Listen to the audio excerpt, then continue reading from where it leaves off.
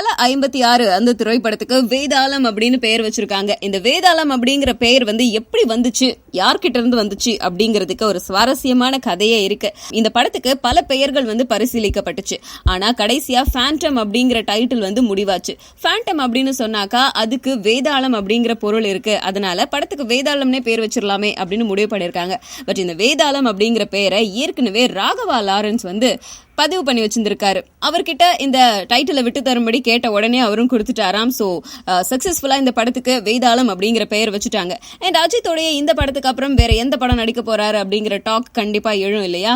அதே மாதிரிதான் வாயம்புலி படத்துடைய இயக்குனர் சுசீந்திரன் தான் அஜித்தை வச்சு அடுத்த படம் இயக்குவாரு அப்படின்னு கோலிவுட் வட்டாரத்துல நிறைய தகவல்கள் தெரிவிக்குது. இது உண்மையாகிற வகையில சுசீந்திரனும் ஒரு மேடையில சொல்லியிருக்காராம், அஜித் சார் கூட படம் பண்ணா எனக்கு ரொம்ப மகிழ்ச்சியா இருக்கும் அப்படின்னு சொல்லிட்டு. வாயம்புலி படத்தை தொடர்ந்து அவர் ஒரு ஸ்கிரிப்ட் ஒர்க்ல உட்கார்ந்துட்டு இருக்காராம். அது அநேகமா அஜித்காக தான் இருக்கும் அப்படிங்கிற மாதிரியான பேச்சும் எழுந்துட்டு இருக்கு. அண்ட் திடீர்னு தயாரிப்பாளர் ஆயிட்டாரு இல்லையா நம்ம சுசீந்திரன். இதை பத்தி கேட்டா அவர் சொல்லியிருக்காரு, நான் படம் இயக்குறது எனக்காக, ஆனா படம் தயாரிக்கிறது என்னோட நண்பர்களுக்காக.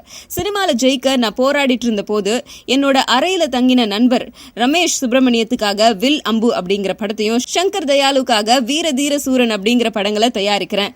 அந்த படங்கள் சிறப்பா வந்திருக்கு அப்படின்னு சொல்லியிருக்காரு. ஒரு சீன் இவ்வளோ பெரிய டயலாகா இருக்கும், அப்படியே ஒரே ஒரு டேக்கில் பண்ணிட்டு போயிடுவார். டான்ஸ் ஸ்டெப் அப்படியே அமைதியாக பார்ப்பாரு மாஸ்டர் பண்ணும்போது, அப்படியே ஒரே டேக்கில் பண்ணிட்டு போயிடுவார்.